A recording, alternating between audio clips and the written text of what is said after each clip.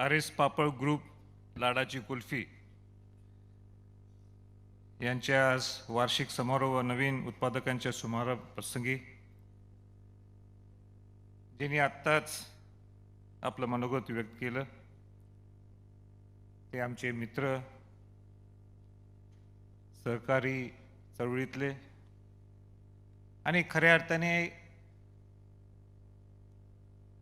एक वेगळी ओळख निर्माण करून देण्याचा त्यांचा प्रयत्न आहे की चळवळीच्या बरोबर नवीन युवक आपल्या स्वतःच्या पायावर कसा उभा राहू शकतो आणि परखडपणाने आपलं ज्यांनी आज मत मांडलं, नेहमीच मांडतात ते माननीय प्रवीणदादा गायकवाडजी. या विचारमंचावर आज शिवाजी महाराजांच्या विचाराच्या माध्यमातून, तो व्यवसाय दृष्टिकोनातून हा शिवाजी महाराजांचा विचार कसा नेता येईल पुढं, याची सांगड चांगल्या पद्धतीने आपल्या पुढं प्रेझेंट ज्यांनी केलं ते असे दुसरे पाहुणे डॉक्टर शिवरत्न शेट्टीजी. या विचार मंचावर उपस्थित राहुलचे सर्व घरचे मंडळी, त्यांच्या मातोश्री, ज्यांनी राहुलना नेहमीच मदत केलेली आहे, त्यांचे सर्व सहकारी या विचार मंचावर इथं जे बसलेले आहेत. आज लाडाची कुल्फी ज्या पद्धतीने मोठी झालेली आहे आणि ते मोठे करणारे सर्व डिस्ट्रीब्युटर्स असतील, फ्रँचायझी असतील, ज्यांचा हात वेगळ्या वेगळ्या माध्यमातून लागलेला आहे, ते इथं उपस्थित सर्व बंधू भगिनींनो, अतिशय आनंद होत आहे आज मला की एक सामान्य माणूस सुद्धा असामान्य कर्तृत्व करू शकतो आणि ते आज राहुल पापळनी करून दाखवले असं म्हटलं तर काही चुकीचं होणार नाही. शिवाजी महाराजांनी काय केलं? शिवाजी महाराज सुद्धा फार मोठ्या राजवाड्याच्या घराण्यात जन्म झाला असं नाहीये.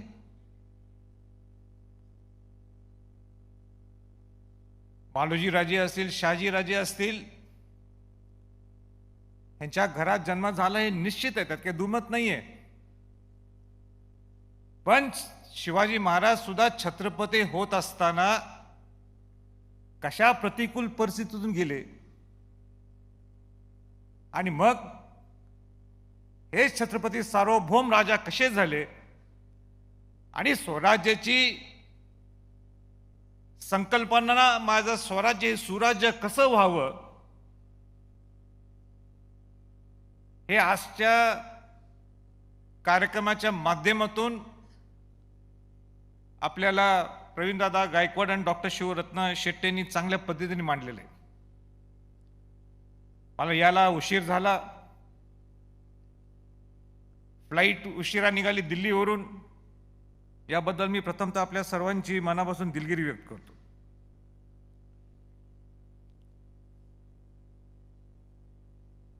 ज्यावेळी राहुलनी मला या कार्यक्रमाची पत्रिका पाठवली, त्या कार्यक्रमाची पत्रिकामध्ये एक वेगळंपण होतं. त्या पत्रिकाच्या माध्यमातून त्याचं विजन काय, त्या विजनच्या माध्यमातून त्याला कुठं गाठायचं आहे हे आपल्याला बरोबर समजून येते. ती पत्रिकाच इतकी ज्यांनी कोणी केली असेल ती, त्याचं डेकॉर त्यावर मी बोलत नाही, पण ते साधे एका शब्दात म्हणजे ते इंग्लिशमध्ये केलेली आहे. आता तो पुढचा माणूस वाचल काय न वाचत हा त्यांनी बघितलं नाहीये, पण आपण प्रेझेंट करत असताना उद्या आपल्याला जगाच्या कानाकोपऱ्यापर्यंत पोहोचायचंय, ह्या पत्रिकाच्या माध्यमातून दिसून येते. आणि म्हणून मला सुद्धा असं वाटलं की आज आपलं मनोगत हे काय इंग्लिशमध्ये मी भाषण करणार नाही, पण इकडं येत असताना मला एक कोट मला लक्षात आला आणि तो खऱ्या अर्थाने राहुलसाठी परफेक्ट आहे. नवीन होणारे उद्योगपतींसाठी किंवा नवीन सगळ्या एंटरप्रेन्युअर्ससाठी, सगळ्या बिझनेसमॅनसाठी ते रास्त असं मला वाटते. आणि साधा कोट येतो आणि तो कोट म्हणतो, if opportunity does not knock, if opportunity does not knock, build the door. म्हणजे तुमच्या दारापर्यंत जर संधी आली नाही नॉक करत, तर त्याची वाट बघायची गरज नाही. आपण आपला स्वतःचा दरवाजा उभा करता यायला पाहिजे. आणि हेच राहुलनी केलेलं आहे. राहुलनी दाखवून दिलं की मी माझ्या घरापर्यंत कोण येते का सांगायला, मला हा धंदा करा सुरू करू. त्यांनी नाही वाट बघितली. मी स्वतः राहुलच्या घरी 2दा गेलोय आणि इतक्या प्रतिकूल परिस्थितीत राहत असताना सुद्धा हा एवढा विचार करणं, हाच खरा शिवशाहूंचा विचार आहे. म्हणजे एक विजन असणं हा एक भाग आहे, पण ती संधी आपण हे एवढं मोठं कुल्फी, कुठलं लाडाची कुल्फी मोठ्या मोठ्या ऑलरेडी इस्टॅब्लिश लोकांना टक्कर देणं, यापेक्षा आपण काहीतरी नाविन्यपूर्ण काहीतरी वेगळं करायला पाहिजे. आपण काहीतरी धडपड करायला पाहिजे. स्वतःच्या पायावर उभं राहणं गरजेचं आहे. हा विचार एक दुर्ग प्रेमी नुसतं दुर्गावर जाणं आणि मांडे सरांनी सांगणं की स्वतःच्या पायावर उभं राहणं किती महत्वाचं आहे, आणि त्या विचाराच्या माध्यमातून म्हणणं मी किल्ला दत्तक घेणार आहे, हाच बाकीच्या उद्योगधंदे जे करतात त्यांच्यात हा राहुलमध्ये फरक आहे म्हटलं तर सुद्धा काही चुकीचं होणार नाही. पैसे कमवणे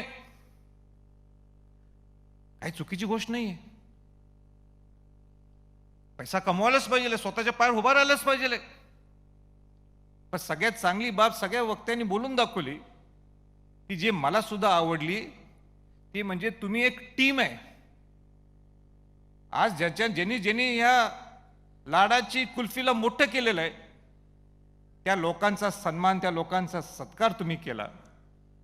ब्रँड आज राहुल पापडच्या माध्यमातून लाडाची कुल्फी झाली असेल, पण ते लाडाची कुल्फी तयार व्हायला, ते लाडाची कुल्फी या स्टेजला पोचायला, कितीतरी शेकडो शाखा निर्माण व्हायला, 50,000 कुल्फ्या तयार व्हायला दिवसाला, ह्याच्या मागे किती कष्ट निर्माण झाले असतील. बिझनेसमॅन ओव्हरनाईट केव्हा तयार होत नाहीये, त्याच्या मागे फार कष्ट करावं लागतात. आज तुम्ही रतन टाटा घ्या, लांब कशाला जायचं, पुण्यातले कल्याणी घ्या, शिर्के घ्या, हे काही आपोआप झालेले नाही आहेत. हे त्याच्या प्रतिकूल परिस्थितीतून ते तयार झालेत, कष्ट केलेत. या कष्टाच्या बरोबर एक विजन सुद्धा त्यांनी ठेवलेलं आहे. आणि म्हणून माझी आपल्या सर्वांना इथं विनंती राहणार आहे की तुम्ही त्यांच्या स्टोरीज हे निश्चित वाचायला पाहिजे, त्यांचा प्रवास हा निश्चित वाचायला पाहिजे. राहुल पापडने सुद्धा त्यांचा प्रवास समजून घेणं गरजेचं आहे. आज टाटा कसा झाला इतके वर्ष, आज आपण टाटांचं नाव कसं घेतो, का घेतो, का शिर्केंचं नाव घेतो, का कल्याणींचं नाव घेतो, तर त्याला कारण आहे की ते ओव्हरनाईट सक्सेस नाहीये. त्याच्या मागं बराच कष्ट आहे, त्याच्या मागं बरंच विजन आहे. त्या सगळ्या लोकांना एकत्र घेऊन जाण्याचा त्यांचा सगळ्यांचा ओळख आहे. आणि म्हणून ज्यावेळी तुम्ही समजता या सगळ्यांचं विजन, त्यांची लाईफ स्टोरी तुम्ही समजून घेतली, पण त्याचबरोबर त्यांचा स्टार्टअप कसा होता, म्हणजे त्यांनी सुरुवात कशी केली, हे समजून घेणं गरजेचं आहे. राहुल पापडने सुद्धा आज 2 नवीन ब्रँड्स आणलेले आहेत.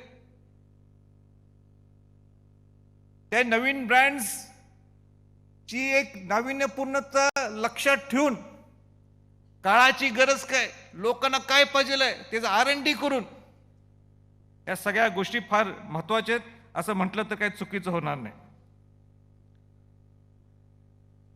मला तर उलट असं या प्रसंगी म्हणायचंय, मी जास्त इतिहास बोलणार नाही. दोघांच्या डॉक्टर शिवरत्न शेट्टी आणि प्रवीण दादा बोलल्यामुळे मी जरा थोडंफार एक वेगळं लोक मी बोलणार होतो, पण थोडं मी जरा बाजूला सोडणार आहे. तो विषय आज काही टच करणार नाही जास्तीत जास्त. पण आत्ताचा बिझनेसमॅन म्हणजे काय, दादांच्या भाषेतच मी थोड्या वेगळ्या ह्याच्यात बोलतो.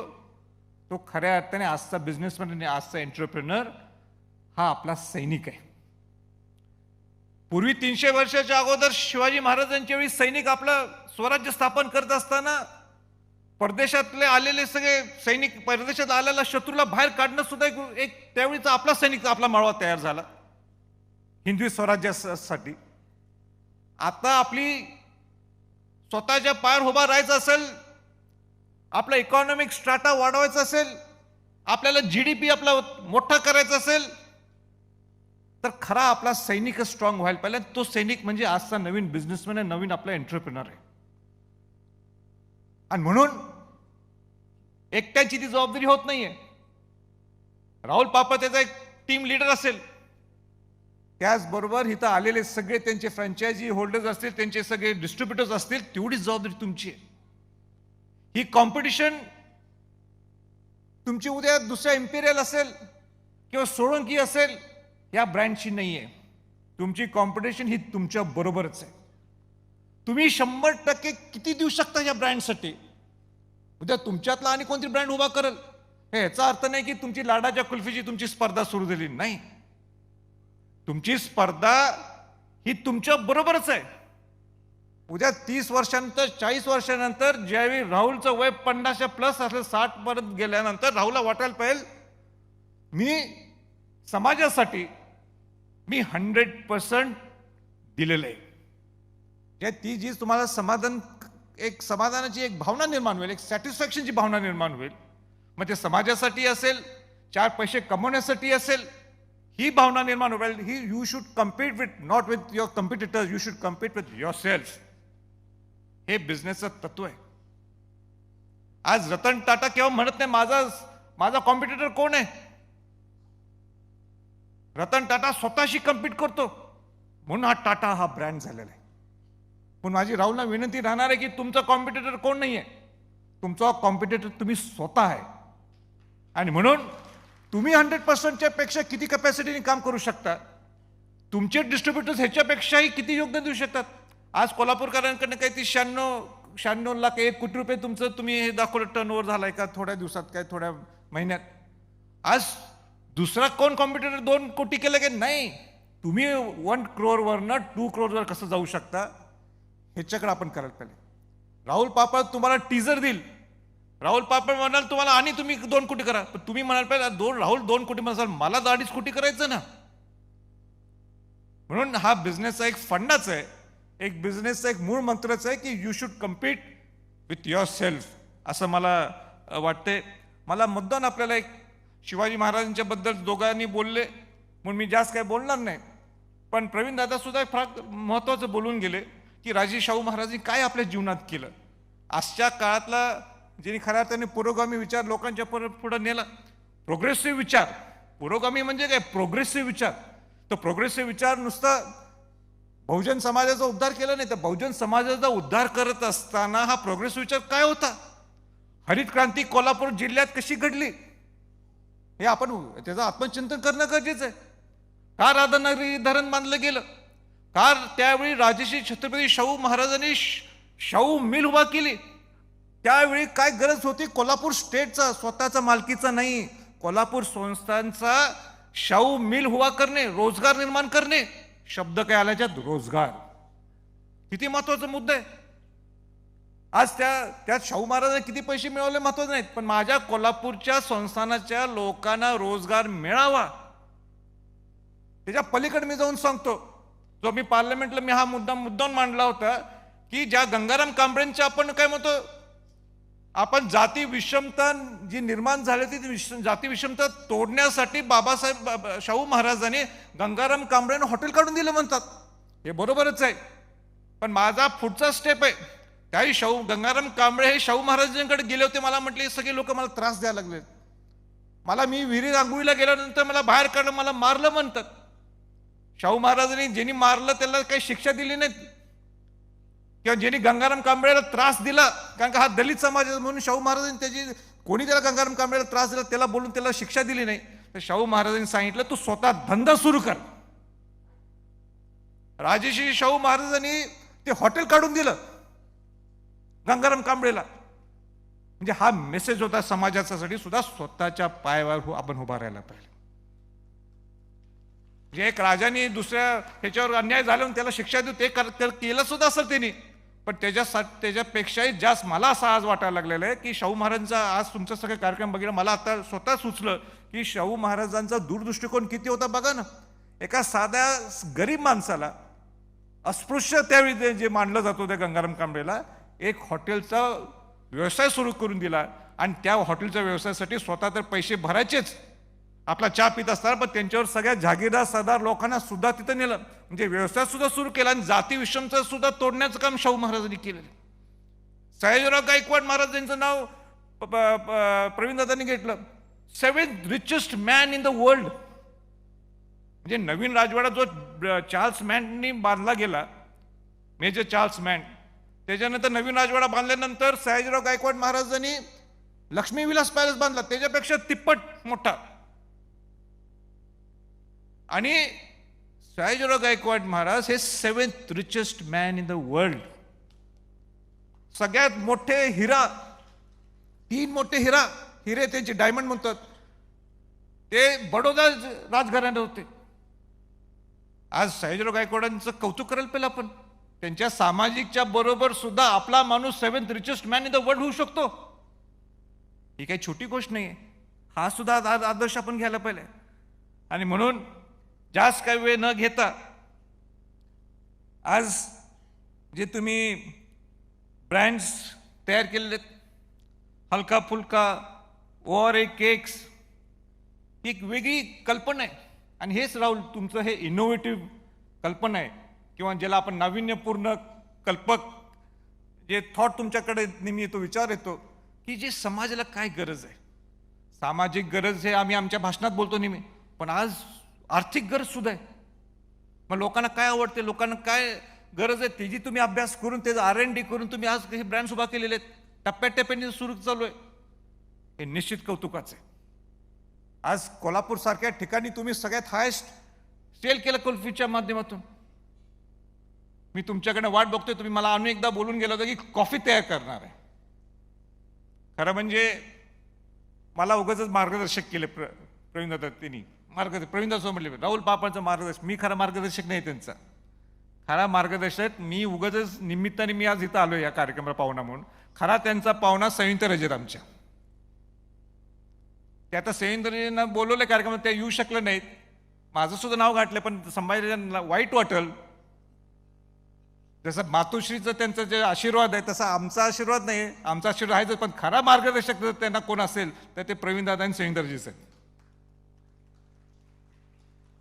पण काय हरकत नाही, पण त्यांचं एक चांगलं आहे की एक वेगळ्या पद्धतीने काम करा. आणि शेवटचं मी आता प्रवीणदादांनी सल्ले दिलेले आहेत, डॉक्टर शिवरत्न शेट्टींनी सांगितले, म्हणून आणि जास्त काही खोल जाणार, बराच उशीर झाला. एकच मला सांगायचं आहे आपल्याला, जे तुमचं ऑलरेडी तो पद्धतीने काम चालू आहे, असा कार्यक्रम सुद्धा तुम्ही स्टेट ऑफ आर्ट केलाय. म्हणजे एक कॉन्फरन्स, बिझनेस कॉन्फरन्स, एक गेट टुगेदर, एकदा एअर कंडिशन हॉलमध्ये एक बैठक व्यवस्था सुद्धा कशी केली आहे बघा, त्याच्या खुर्च्या कुशन सुद्धा बघा, सगळे बारकावे आहेत. हा डायस बघा, इथं पाण्याची ठेवण्याची सोय असेल, तिथं शिवाजी महाराजांनी सुद्धा विसरलेलं नाहीत. इथलं मागचं प्रेझेंटेशन बघा, किंवा तुम्हाला आलेल्या सगळ्या फ्रँचायझी लोकांना ब्रेकफास्ट असेल, सकाळचा नाश्ता असेल, दुपारचं जेवण असेल, या सगळ्या गोष्टी हे बारकावे सांगतात. एक वेगळं प्रेझेंटेशन आहे, एका वेगळ्या ठिकाणी त्यांना पोहोचायचंय, हाच त्यातला भाग आहे स्टेट ऑफ आर्टचा. पण हे सगळं करत असताना तुम्ही एक इंग्लिशमध्ये एक स्टेटमेंट तेवढं बोलतो, मग मी थांबतो मी. ते मला असं वाटतंय की think globally but act locally. म्हणजे तुम्ही जगाच्या माध्यमातून जगभर फिरा तुम्ही, जगात सगळ्या कॅनडाला जावा, तुम्ही ऑस्ट्रेलियाला जावा, सगळं पूर्ण आत्मचिंतन करा. ते कसे मोठे झाले आहेत, का KFC ब्रँड झालंय, का स्टारबक्स झालंय, का बर्गर किंग झालंय, का स्टारबक्स सारख्या ठिकाणी आपण बोललो स्टारबक्सचीच कॉफी का प्यायची आपण, आपला ब्रँड का कसा होऊ शकत नाही, काय त्यांची स्पेशालिटी आहे, सगळं तुम्ही आत्मचिंतन करा, सगळं अभ्यास करा. पण हे सगळं त्याचं ज्यावेळी तुम्हाला प्रोडक्ट डिलिव्हरी द्यायची आहे, ते तुम्ही परत ज्या ठिकाणी, ज्या समाजाने तुम्हाला मोठं केलं, ज्या जागेने मोठं केलेलं आहे, ज्या राज्यांनी मोठं केलेलं आहे, ज्या गावांनी मोठं केलेलं आहे, त्या गावाला मोठं करणं ही तुमची जबाबदारी आहे. आणि म्हणून माझ्या दृष्टिकोनातून मला ते एकच लाईन होती, think global in act locally. आणि माझं भाषण लांबलं संपवायचं एकच सांगतो की आमचे चिरंजीव शहाजी छत्रपती एकदा मला भेटले. मला म्हटले, बाबा तुमची काय अपेक्षा, मी काय करावं. प्रवीण दादा, काय अपेक्षा आहे तुम्ही. मी म्हटलं, बाबा नाही, मी काय, माझं काय सक्तीचं काही नाही आहे तुम्हाला. माझं एवढंच म्हणणं आहे की घराण्याचं नाव उज्ज्वल करायला पाहिजे. ज्या घरात नशीब लागते जन्म व्हायला, ते आपली जबाबदारी आहे की त्या घराचं नाव उज्ज्वल करायला पाहिजे. एवढंच मी ह्याच्या पुढे बोलू. ह्याच्या पलीकडे माझ्याकडे काहीच नाही सल्ला द्यायला. पण ते म्हटले की बाबा मला सामाजिक क्षेत्रात मी येईनच, ती माझी जबाबदारीच आहे. पण पहिल्यांदा मला माझ्या स्वतःच्या पायावर उभा राहायचं. मला 4 पैसे कमवायचेत. आणि पैसे कुठनं कमवायचेत, तुमचे नको आहेत मला. या छत्रपती घराण्याचा 1 रुपया सुद्धा नकोय. छत्रपती घराण्याचं वलय आहे, छत्रपती घराण्याचा आशीर्वाद माझ्यावर आहे, हेच भरपूर आहे. पण मला माझ्या स्वतःच्या पायावर उभा राहायचं, स्वतःचे पैसे घालून मला एक टप्प्याटप्प्याने माझे मोठे बिझनेसेस करायचे, पण छत्रपती घराण्याचा पैसा न घेता. म्हणजे मी म्हटलं, पैसेच नाही दिले तर तुम्ही बिझनेस उभा कसा करणार, तुम्ही मोठं होणार कसं. ते म्हटले, तर शिवाजी महाराजांनी असामान्य काम करू शकले, एक सामान्य माणूस सुद्धा असामान्य कार्य करू शकतो, हिंदवी स्वराज्याचा विचार करू शकतो आणि सार्वभौम राजा होतो आणि छत्रपती होतो. बाबा तुम्ही सुद्धा पूर्ण महाराष्ट्र पिंजून काढला, तुम्ही सुद्धा स्वतःच्या कष्ट घालून तुम्ही मोठे झाला. आज मला सुद्धा माझ्या ठिकाणी मला सुद्धा त्या पद्धतीनेच मोठं व्हायचंय. मला छत्रपतींचा आशीर्वाद हे ठीक आहे, पण उद्या कोणी म्हणाल नको की या छत्रपतींच्या पैशावर जे मोठे झालेले आहेत. पण मला माझ्या स्वतःच्या 2 रुपये कमवून त्या 2 रुपयाचं 10 रुपये कसं करता येईल, आणि मग खऱ्या अर्थाने मग मला लोकांना त्यातनं 2 रुपये काय द्यायचे असेल ते मग ते मी ठरवेन म्हटले. हा विचार येणं सुद्धा हे महत्त्वाचं आहे. आणि म्हणून राहुल पापण्णा परत एकदा आपण मला अगत्याने बोलवलं. सगळ्यात आनंदाची बाब आहे की आज तुमच्याकडे जे डिस्ट्रीब्युटर्स आहेत, जे तुमचे फ्रँचायझी जे लोकांचे, ते सगळे जे लोक आलेले आहेत, एवढे सगळे शांतपणाने बसलेत. का तुम्ही आले 8 वाजता, पूर्ण महाराष्ट्रातून आले, अनेक लोक काल रात्री आले असतील, आता 2 वाजायला आलेत, जेवणाची वेळ झालेली आहे.